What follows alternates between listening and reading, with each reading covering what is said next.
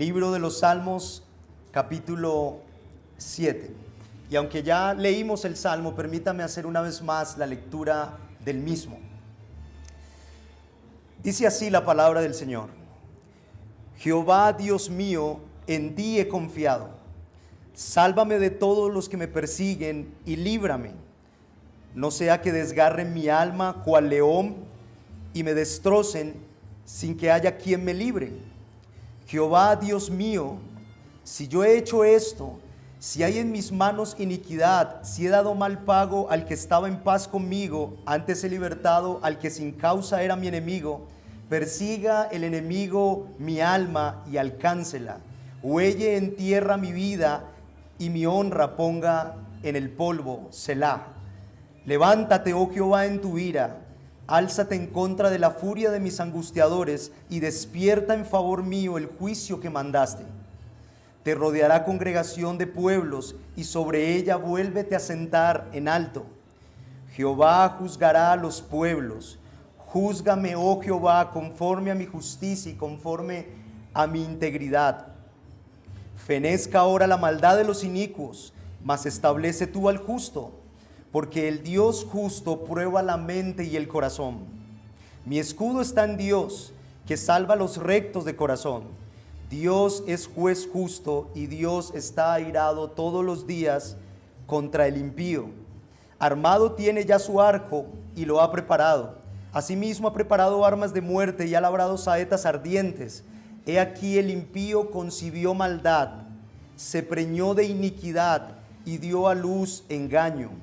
Pozo ha cavado y lo ha ahondado, y en el hoyo que hizo caerá. Su iniquidad volverá sobre su cabeza y su agravio caerá sobre su propia coronilla. Alabaré a Jehová conforme a su justicia y cantaré al nombre de Jehová el Altísimo. Amén. Amén.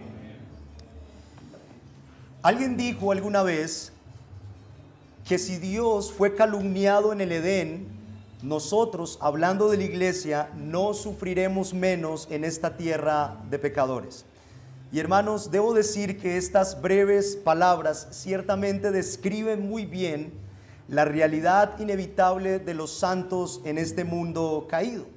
Quizás no seamos conscientes de esto, pero lo cierto, hermanos, es que vivimos en un mundo caído. Vivimos en un mundo que aborrece a Cristo y aborrece a todos aquellos que le siguen. Vivimos en un mundo donde hombres malvados se oponen ferozmente al reino de Dios y a la palabra de la cruz. Esa es la realidad del mundo en que vivimos. Por lo tanto, hermanos, si hay algo de lo cual debemos estar completamente seguros, es que sufriremos. Sufriremos por causa de Cristo y sufriremos por causa de nuestra fidelidad a Él. Y una de las formas en las que este sufrimiento se manifiesta es precisamente a través de las calumnias e injurias de hombres impíos. De hecho, Cristo mismo, hermanos, fue objeto de esto durante su ministerio. En Mateo capítulo 26, versículo 56, nos dice las Escrituras que los principales sacerdotes y los ancianos y todo el concilio buscaban falso testimonio contra Jesús para entregarle a la muerte. Y Lucas 23, versículo 2, nos dice que las multitudes, después de llevar a Jesús ante Pilato, comenzaron a acusarle diciendo: a este hemos hallado que pervierte a la nación y que prohíbe dar tributo a César, diciendo que él mismo es el Cristo, un rey. Así que Cristo mismo, hermanos, fue objeto de las calumnias de hombres impíos. Y hermanos, ciertamente esto no será diferente para aquellos que amamos a Cristo y le seguimos. Escúchame bien esto, hermanos. Mientras estemos en esta tierra de pecadores, experimentaremos el aborrecimiento del mundo por causa de nuestra fidelidad a Cristo. Y es a la luz de esta realidad, mis amados hermanos, que quiero que consideremos este precioso salmo en esta mañana. Pero antes de entrar en el texto como tal, permítame introducir el salmo haciendo mención del contexto histórico en el que se escriben estas palabras. Noten que el salmo comienza diciendo: Sigaión de David, que cantó a Jehová acerca de las palabras de Cus, hijo de Benjamín. Y lo primero que podemos observar aquí, hermanos, es que este salmo es una oración cantada.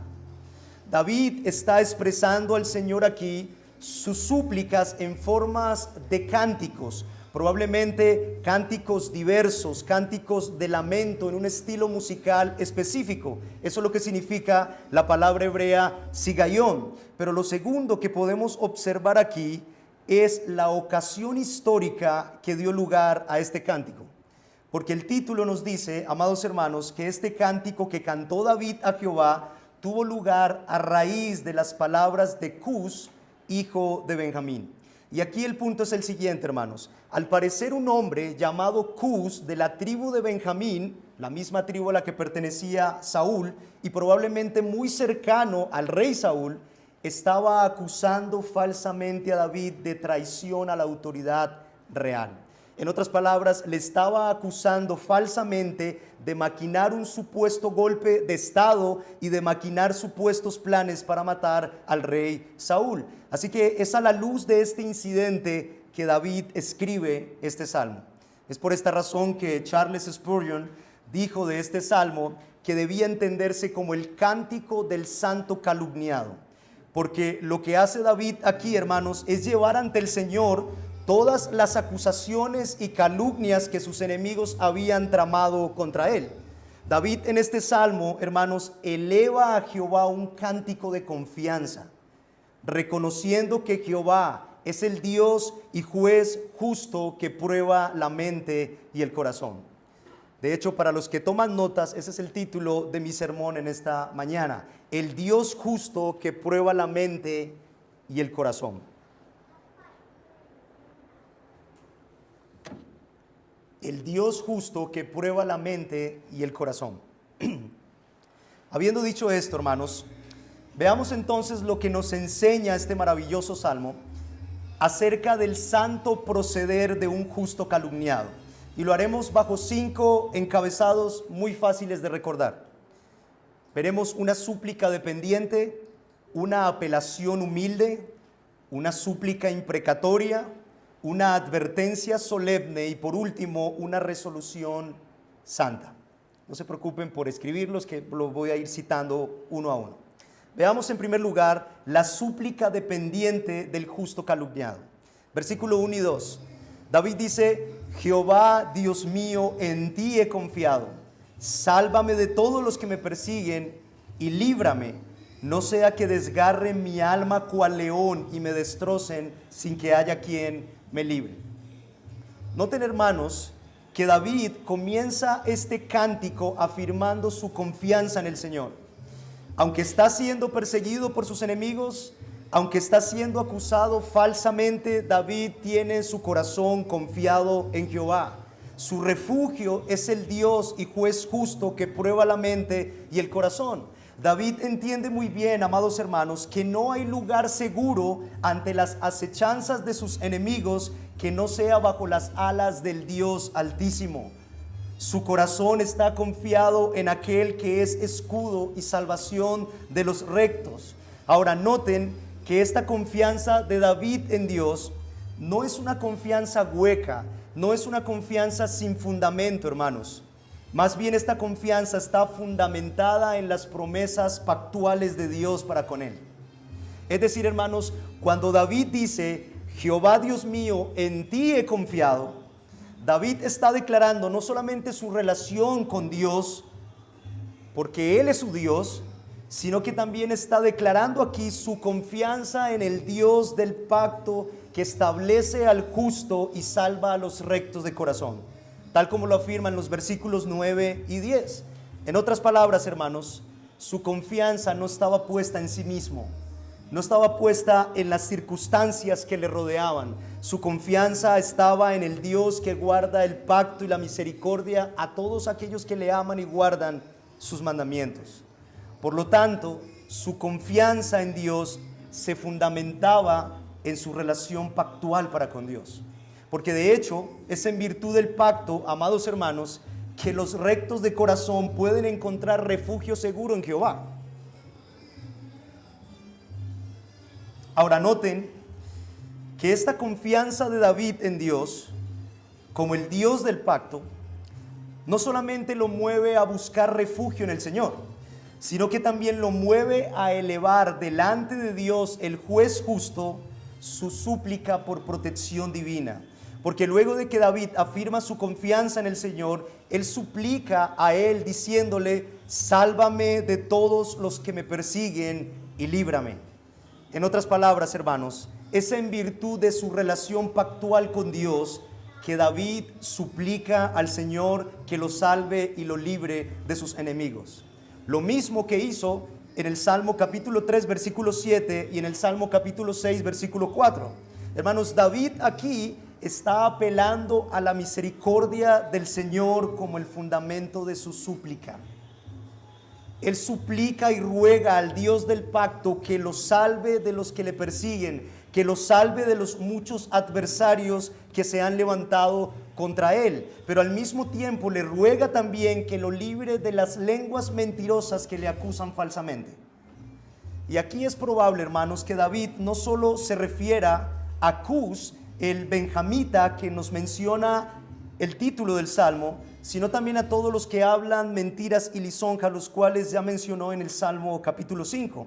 Así que el punto aquí, hermanos, es que si Jehová, el Dios del pacto, el juez justo, no interviene, entonces para David no hay esperanza de salvación.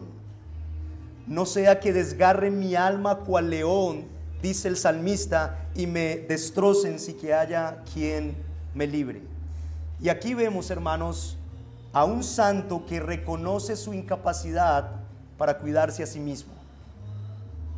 David entiende muy bien que si Jehová no actúa a su favor, salvándole y librándole de sus enemigos, entonces él ciertamente sería destruido.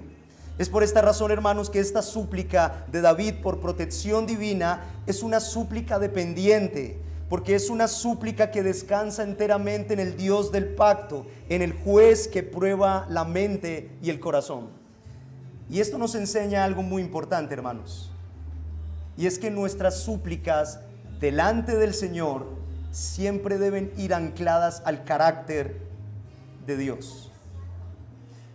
Noten, hermanos, que David confía y ora a Dios en virtud de quién es Dios. Él confía en Dios porque él sabe que Dios es fiel a sus promesas pactuales. Y él ora a Dios porque él sabe que al Dios al cual él ora es misericordioso y justo para escuchar y responder sus súplicas. Así que, hermanos, aquí, en este primer punto al menos, somos exhortados a crecer en el conocimiento de Dios. Somos exhortados a crecer en el conocimiento de su carácter, en el conocimiento de sus perfecciones divinas. ¿Saben por qué, hermanos? Porque es de este conocimiento divino que surgen nuestras súplicas conforme a su carácter santo, justo y misericordioso. Así que ese es mi primer punto, una súplica dependiente. Veamos ahora en segundo lugar la apelación humilde del justo calumniado. La apelación humilde del justo calumniado. Versículos 3 y 5. David dice: Jehová Dios mío, y noten con esto una vez más la referencia al Dios del pacto. Jehová Dios mío, si yo he hecho esto, si hay en mis manos iniquidad, y si he dado mal pago al que estaba en paz conmigo, antes he libertado al que sin causa era mi enemigo, persiga el enemigo mi alma y alcáncela. Huelle en tierra mi vida y mi honra ponga en el polvo Selah. Luego de elevar su súplica al Dios del pacto por protección divina, ahora David pasa, hermanos, a presentar su apelación delante de aquel que es juez justo y que prueba la mente y el corazón. Y aquí vemos, hermanos, la imagen de un santo acusado presentando su causa ante el tribunal divino.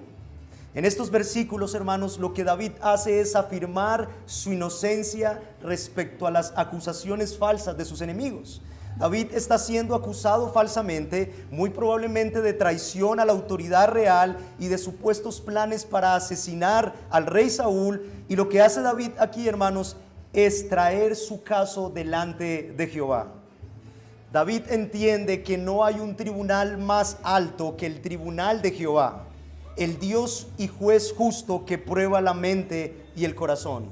Él es el Dios altísimo y por esta razón Él trae su causa delante de este juez justo.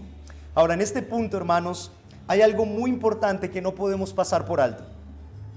Y es que David poseía una conciencia limpia delante del Señor. Escuchen esto, hermanos. David puede presentarse con toda confianza, pero humildemente delante de este Dios que es juez justo, porque él sabe que en aquello que le acusan, él ha andado en el temor del Señor.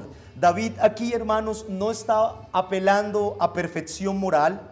Él no está buscando probar delante de Dios una inocencia absoluta, porque de hecho David sabe muy bien que si es juzgado conforme a la justicia perfecta de Dios, pues sería hallado culpable. Es por esta razón que en el versículo 8 David suplica al Señor que lo juzgue, escuchen el detalle, conforme a su propia justicia, conforme a su propia integridad y no conforme a la justicia perfecta de Dios, porque él sabe muy bien, como lo vimos en la exposición en el Salmo 5 hace 8 días, hace 15 días, él sabe muy bien que es un pecador y que no sería hallado inocente. Así que, hermanos, esta apelación humilde de este santo calumniado debemos entenderla como una apelación relativa y no como una apelación absoluta. En otras palabras, hermanos, David no está probando aquí su impecabilidad, sino su integridad. Él acude al tribunal divino no para probar perfección, sino para probar su inocencia solo respecto a las acusaciones que él estaba recibiendo por parte de sus enemigos. Ese es el punto aquí, hermanos. Ahora, noten un detalle importante aquí, y es la audaz pero humilde actitud con que se acerca David ante este juez justo. Porque él dice: oh Jehová, Dios mío, si yo he hecho esto, si hay iniquidad en mis manos, escuchen lo que dice David: persiga el enemigo mi alma y alcáncela. Y hermanos, David aquí no está poniendo en tela de juicio su inocencia. Él está seguro que las acusaciones de sus enemigos son falsas, así que esta expresión debe entenderse más bien como una apelación audaz pero humilde. Es como si David le estuviera diciendo al Señor: oh Señor, si las acusaciones que mis enemigos han hecho contra mí no son falsas, sino que en verdad he dado mal pago al que estaba en paz conmigo y he arrebatado injustamente lo que no era mío, entonces que triunfen mis enemigos sobre mí y me destruyan. Esa es la idea aquí.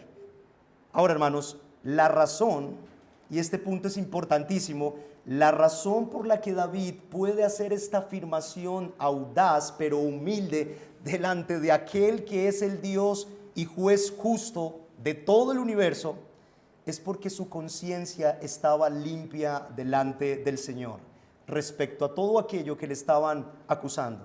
De hecho, es por esta razón que en el versículo 4 David interrumpe brevemente su apelación para decir: antes he libertado al que sin causa era mi enemigo.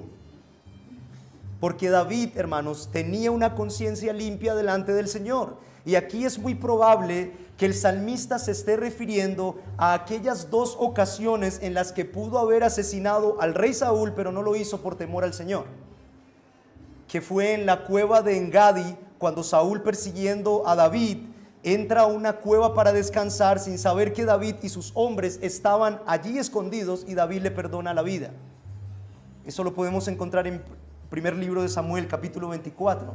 Pero la otra ocasión fue en el desierto de Zif, mientras Saúl dormía con sus hombres de guerra, y David entra de noche al campamento de Saúl y toma su lanza y toma su vasija de agua como testimonio de que pudo haberlo asesinado, pero no lo hizo. Primer libro de Samuel, capítulo 26. Allí se nos narra esta historia. Así que, hermanos, lo que vemos aquí es a un santo calumniado que acude audazmente pero humildemente ante aquel que juzga justamente y que conoce la mente y el corazón. Jehová, su Dios, el Dios del pacto. Y aquí podemos extraer una aplicación muy importante para nosotros, amados hermanos. Y es que como creyentes debemos andar cada día con una conciencia limpia delante del Señor. Hermanos, David pudo acercarse con confianza ante el trono del Dios justo porque él vivía con una conciencia limpia delante de él. Ciertamente David no era perfecto, y esto lo podemos evidenciar cuando consideramos los Salmos capítulo 3, 4 y 6. David era un pecador igual a ti e igual a mí, amado hermano. Sin embargo, era un pecador redimido que vivía con una conciencia limpia delante del Señor. No solo confesaba su pecado y se lamentaba por él, sino que al mismo tiempo era un pecador redimido que vivía en integridad. Así que, mi amado hermano, escúchame muy bien lo que te voy a decir. Asegúrate de andar cada día en el temor del Señor. Asegúrate de llevar una vida santa e irreprochable delante del Señor, de tal manera que si eres acusado falsamente de cualquier cosa que sea deshonrosa o pecaminosa delante del Señor, tú puedas acudir con una conciencia limpia ante el trono del juez justo. Porque recuerda que Jehová, el Dios justo que prueba la mente y el corazón, es quien establece al justo y salva a los rectos de corazón.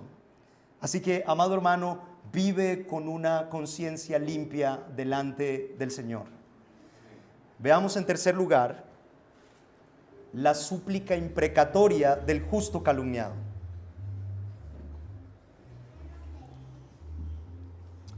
La súplica imprecatoria del justo calumniado. Versículo 6 al 9.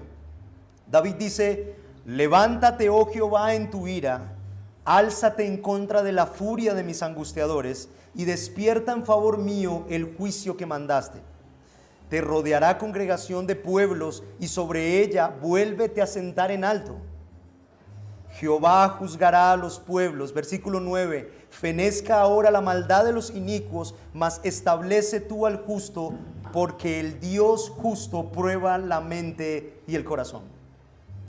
Aquí tenemos, hermanos, la imagen de un santo calumniado que luego de elevar su súplica de confianza a Jehová por protección divina y luego de presentar su apelación humilde ante el juez justo, ahora pasa a elevar delante de Jehová, el juez justo, su súplica imprecatoria.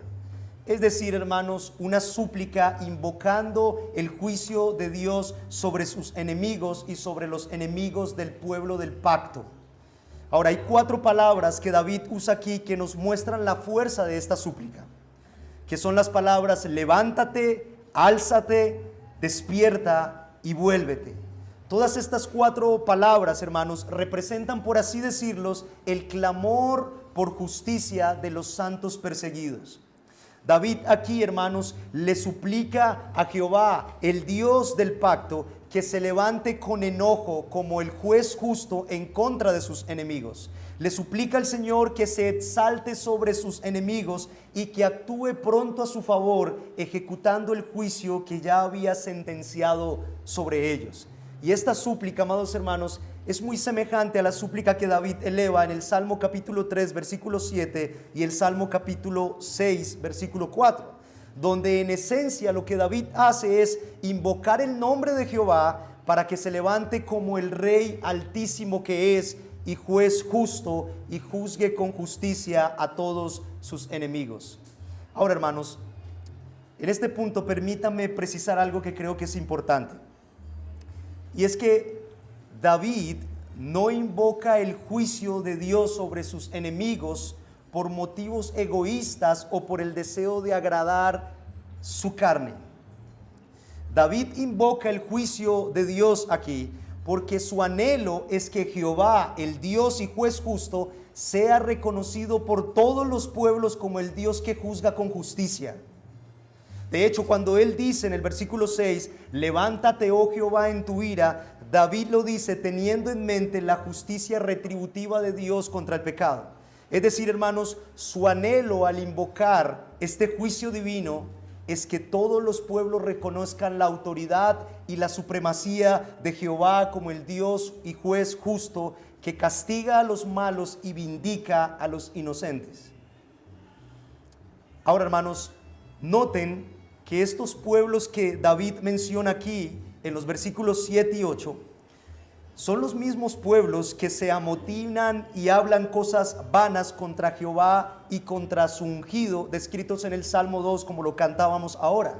Y aquí la súplica de David al Señor, hermanos, es para que literalmente Jehová regrese a lo alto. La súplica de David aquí es que Jehová se siente en lo alto como el rey y juez justo que es, y que desde allí juzgue con justicia a la congregación de pueblos que han rehusado someterse al gobierno del Hijo, al gobierno del ungido de Jehová. Ese es el punto aquí. Ahora, noten el lenguaje que David usa en esta súplica imprecatoria, porque es un lenguaje, hermanos, que comunica la idea de una urgente expectativa por el juicio de Dios. Es decir, cuando David ora aquí, él está esperando con urgencia que Jehová actúe a su favor.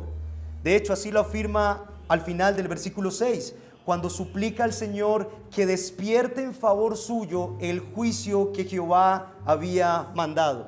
Y aquí, hermanos, podemos ver una vez más la audacia pero humilde actitud de David delante del Dios y juez justo que prueba la mente y el corazón. Porque la expresión despierta en favor mío implica la idea de estar dormido.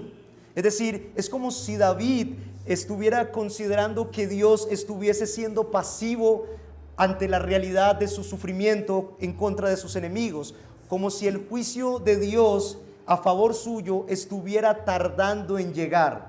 Pero lo cierto, hermanos, es que aunque David invoca con urgencia el juicio de Dios contra sus enemigos, al mismo tiempo él está completamente convencido, como bien lo señala John Collins, que Dios ha establecido un juicio y un tiempo en el que reivindicará su gobierno justo sobre todas sus criaturas.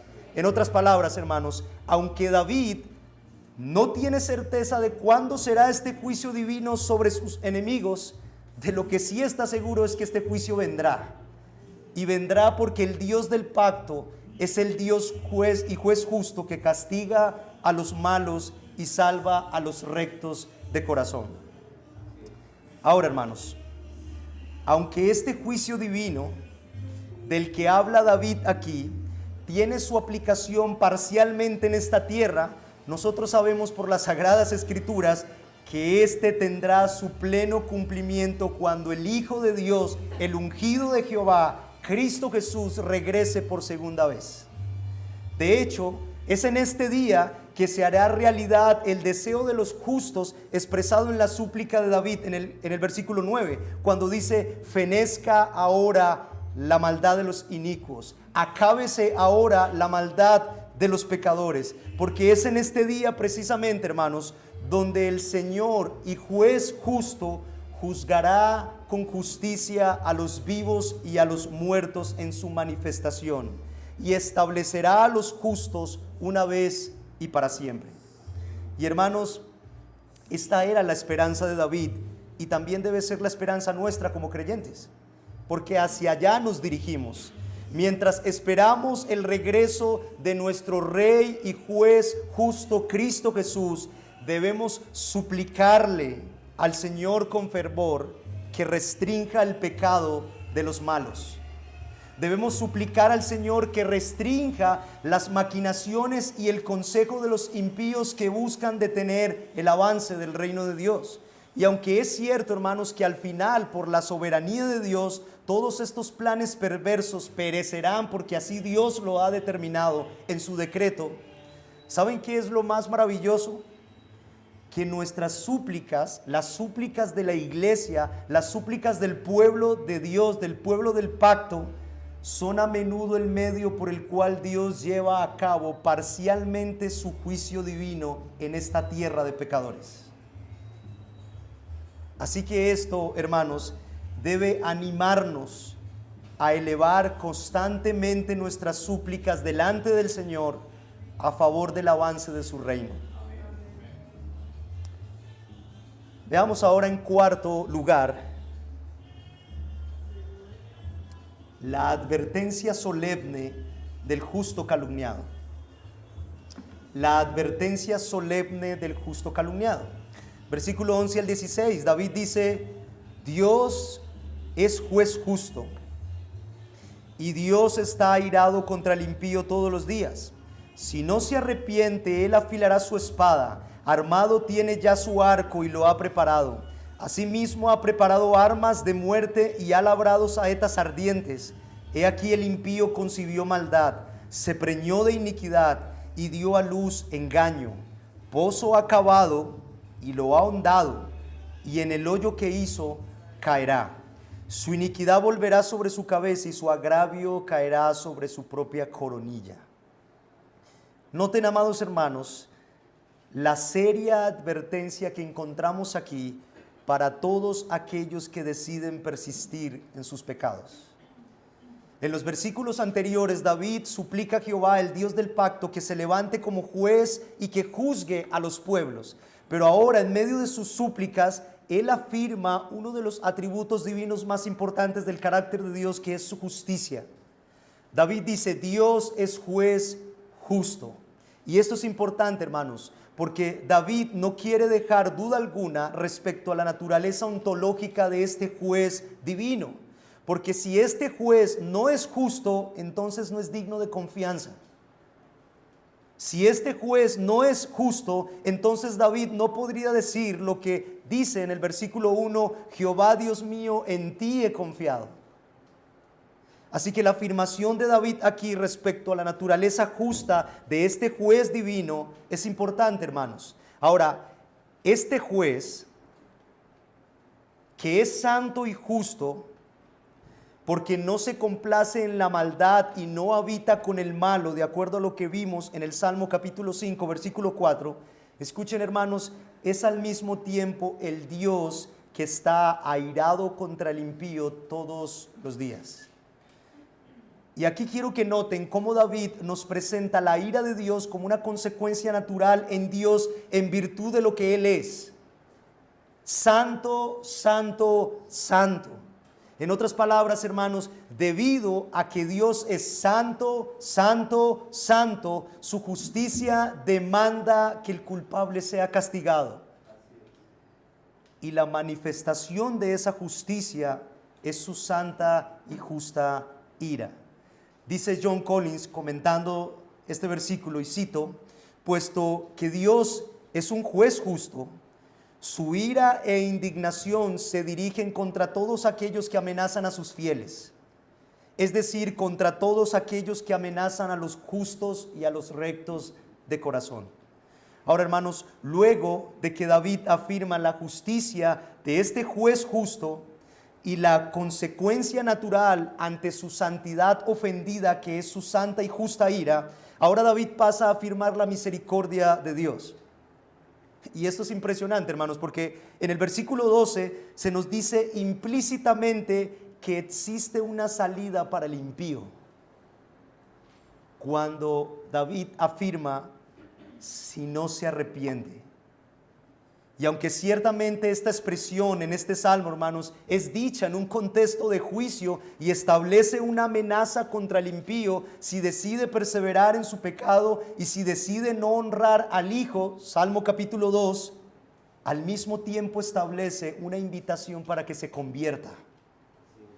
Establece una vía de escape ante el inevitable justo juicio de Dios.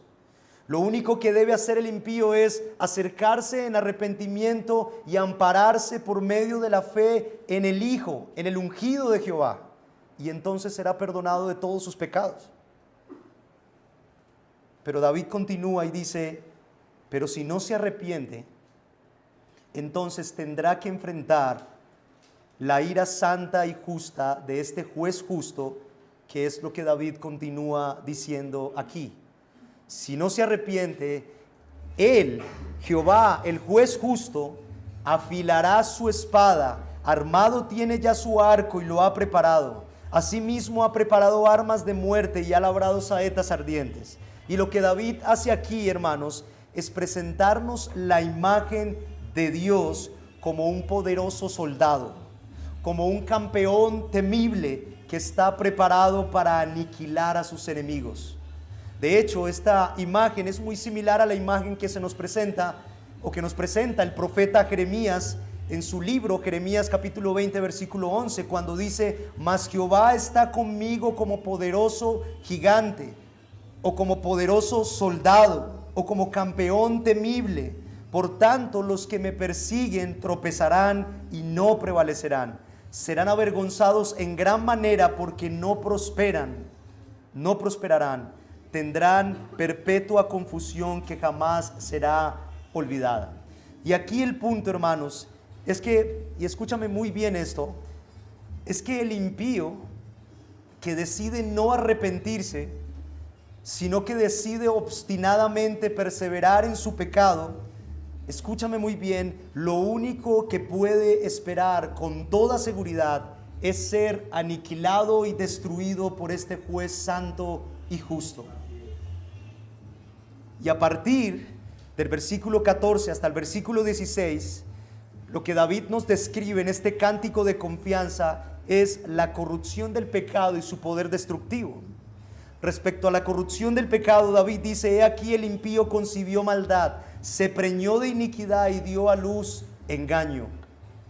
Y lo que hace David aquí, hermanos, tal como lo señala el pastor y profesor de teología bíblica James Hamilton, es describir gráficamente el proceso por el cual los malvados se entretienen con el mal. Son inseminados por él y luego gestan la iniquidad hasta que llega a término. De tal manera, dice Hamilton, que dan a luz al hijo de sus imaginaciones pecaminosas en la forma de su engaño. En otras palabras, o en palabras más sencillas, David nos está describiendo aquí, hermanos, el periodo gestacional del pecado, por así decirlo. Sus enemigos han concebido en su corazón mentiras para destruirlo, se han embarazado de iniquidad y planean acabarlo y no descansarán hasta que sus planes sean una realidad. Sin embargo, hermanos, y esto es glorioso, ante esta realidad lo que David hace es confiar en Jehová. Él confía en el Dios y juez justo, que al mismo tiempo es su Dios. Y no olvidemos esto, hermanos, es su Dios, el Dios del pacto, que le guarda y que será para él su escudo. Pero además de esto, David también está convencido, hermanos, de que sus enemigos cosecharán lo que han sembrado. Y eso es lo que vemos en los versículos 15 al 16 respecto al poder destructivo del pecado. Hermanos, David en este cántico de confianza nos describe la consecuencia inevitable de quienes conciben maldad en su corazón. Ellos darán a luz el pecado, y el pecado, siendo consumado, dará a luz la muerte. Porque la paga del pecado es la muerte, nos dice Pablo en Romanos capítulo 6, versículo 23. Es por esta razón que el pastor Hamilton comenta acerca de esta sección y señala lo siguiente, y cito: la persona más herida por el pecado es la que lo comete. Es decir, por más que el pecado pueda causar daño a los demás, el que lo comete es el más perjudicado por él, porque la recompensa que obtendrá el pecador será el fruto de su propia maldad. Y el puritano Matthew Henry, también comentando acerca de esto, dijo, y cito: es triste que el hombre malo trabaje para el diablo y cobre salario de muerte, cuando podría obtener gratis el don de la vida eterna. Estos hombres malvados han cavado pozos, nos dice David, y los han hecho muy profundos y espaciosos con el fin de que los justos caigan en ellos. Ellos han concebido planes perversos contra los rectos de corazón para destruirlos, pero lo cierto, hermanos, es que al final ellos mismos caerán en los pozos que cavaron, dice David, y su propia iniquidad se volverá sobre ellos y los destruirá. Y a la luz de esto, hermanos, es inevitable que vengan a nuestras mentes casos como el de Amán, quien fue colgado en la horca que había construido para Mardoqueo. Pero también en el caso de Saúl, quien cayó sobre su propia espada, la misma espada con la que persiguió vehementemente a David para matarlo. Así que aquí vemos, hermanos, la advertencia solemne, pero al mismo tiempo misericordiosa de un justo calumniado. Como el Dios y juez justo que prueba la mente y el corazón es escudo para los justos y al mismo tiempo quien revierte los planes de los malos para su propia perdición. Y aquí quisiera dirigirme a ti, mi querido amigo que nos acompañas en esta mañana. Querido amigo, huye de tu pecado y refúgiate en Cristo por medio de la fe. Huye de tu incredulidad y no seas más indiferente a Cristo para que puedas encontrar misericordia. Ya no persistas más en tu pecado, porque escúchame muy bien, si tú decides perseverar en tu pecado y si decides no honrar al Hijo, no honrar a Cristo, quien es el ungido de Jehová, entonces un día, mi querido amigo, tendrás que enfrentar su santa y justa ira. Y escúchame muy bien, ese día no habrá quien te libre de sus manos. Por eso ven a Cristo hoy, ven a Cristo en esta mañana. Y esto nos lleva entonces, hermanos, a mi último punto, en quinto y último lugar, la resolución santa del justo calumniado.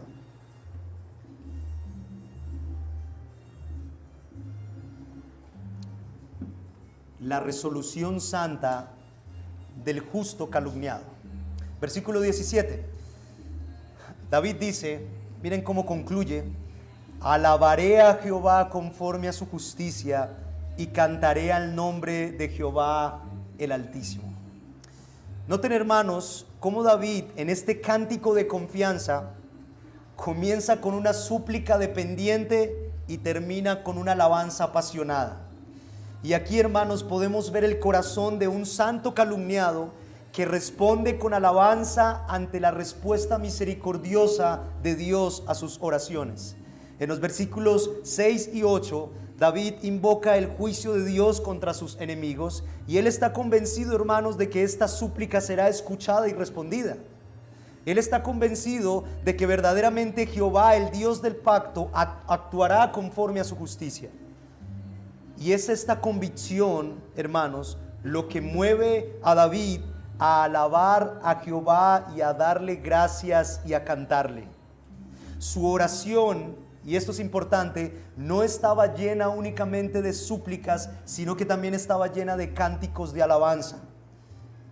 Y noten, hermanos, que David aquí ancla su alabanza y su cántico una vez más al carácter de Dios. Noten que él alaba a Jehová porque Jehová es justo. Él canta a Jehová porque Jehová es el Dios altísimo. Su alabanza y su canción surgen de su conocimiento acerca de Jehová, el Dios del pacto. Lo mismo que vimos con relación a sus súplicas. Él ora y él suplica al Señor porque él conoce al Dios al cual él está orando. David ora con confianza, hermanos, porque él conoce a Dios. Y la razón por la que él puede orar ante el trono de aquel que prueba la mente y el corazón es porque David sabe muy bien que este juez justo, que es también el Dios del pacto, es un Dios que cumple sus promesas y responde misericordiosamente a las súplicas de los suyos. Hermanos, su conocimiento de Jehová no solo le permitía orar confiadamente, sino que también le permitía alabar apasionadamente. Porque David conoce al Dios y juez justo que reivindica a los rectos de corazón y castiga a los malos. Y esto nos enseña algo muy importante, hermanos, y es que la verdadera adoración tiene como fundamento el conocimiento de Dios, que viene únicamente por medio de las sagradas escrituras. Hermanos, adorar al Dios que no conocemos no es adoración, es idolatría. Pero adorar al Dios que conocemos es verdadera adoración. Es por eso que los himnos que cantamos aquí en nuestra iglesia local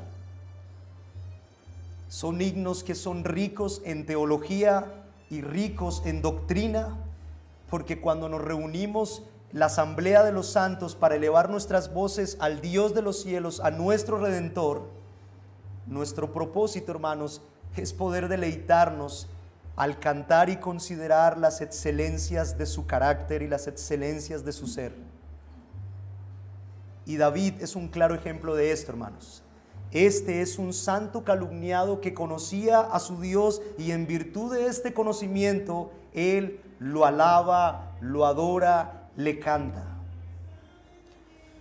Y con esto permítanme entonces finalizar, amados hermanos y amigos, con dos aplicaciones breves dirigidas a dos tipos de personas en esta mañana. Mi primera aplicación va dirigida a todos ustedes, mis amados hermanos. IBR Monte Calvario, iglesia amada por el Señor Jesucristo, confía en Cristo y adora a Cristo. Amados hermanos, a lo largo de la historia de la iglesia siempre han existido y siempre existirán enemigos de la cruz de Cristo, enemigos del evangelio, hombres que aborrecen el reino de Dios. Y hermanos, esta es una realidad que no es ajena a nosotros y que no podemos negar. Como iglesia local, escúchame muy bien, amado hermano, mientras estemos en esta tierra de pecadores, experimentaremos el aborrecimiento del mundo, experimentaremos la burla del mundo, experimentaremos las calumnias e injurias del mundo, y hasta aún de aquellos que salen de nuestras propias filas. Sin embargo, hermanos, aunque esto es una realidad, nuestra confianza descansa en las promesas de Jesús nuestro Rey, porque Jesús nuestro Rey justo, que es al mismo tiempo el pastor y gran obispo de nuestras almas, ha prometido que la iglesia prevalecerá y prevalecerá hasta el final mediante su poder. Amado hermano, escúchame muy bien, no hay ningún plan en este mundo que los hombres puedan maquinar para detener el avance del reino de Dios. No hay ninguno. No hay gobernante alguno, no hay rey alguno, no hay ideología alguna que pueda detener el avance del reino de nuestro Rey Jesús. Podemos ser acusados, podemos ser calumniados, podemos ser aborrecidos por causa de Cristo y del evangelio, pero nunca seremos desamparados ni dejados, porque el juez justo de todo el universo cuidará de nosotros. Así que, amados hermanos, IBR Monte Calvario, sigue perseverando en tu fidelidad a Cristo. Sigue perseverando en tu devoción a Cristo. Y cuando sufras por ello, confía en Jehová, que es el Dios del pacto. Y mi segunda aplicación va dirigida a aquellos que están en esta mañana y que saben muy bien, de corazón saben que Jesucristo no es el Salvador de sus vidas. Aquellos que saben muy bien que Cristo no reina en sus corazones. Escúchame, mi querido amigo, y niños que están presentes aquí. Hoy has tenido la oportunidad de contemplar mediante esta exposición de este precioso salmo la gloria del Dios que juzga justamente. Y quiero decirte, mi querido amigo y niños que están en medio nuestro, este Dios que juzga con justicia es el juez justo y altísimo, y escúchame, que no tendrá por inocente al culpable. Querido amigo, tal vez te consideres una buena persona, pero la Biblia enseña que tú y yo somos pecadores culpables, porque hemos pecado contra este juez justo, el cual es santo, santo, santo. Hemos transgredido su ley, así que lo único que merecemos tú y yo es la santa y justa ira de este juez justo. Eso es lo único que tú y yo merecemos. Sin embargo, La buena noticia del Evangelio, mi querido amigo, es que este juez justísimo también es un juez misericordioso y compasivo que te manda que te arrepientas hoy de tus pecados y que confíes hoy en su Hijo Jesucristo para que tengas vida eterna. Niños aquí presentes, el juez justo de toda la tierra les manda a que se arrepientan hoy y confíen hoy en Él. Ríndete en esta mañana al señorío del ungido de Jehová. Ríndete a los pies de Cristo y ven a Él en arrepentimiento y fe, porque sólo así podrás ser librado de la ira venidera.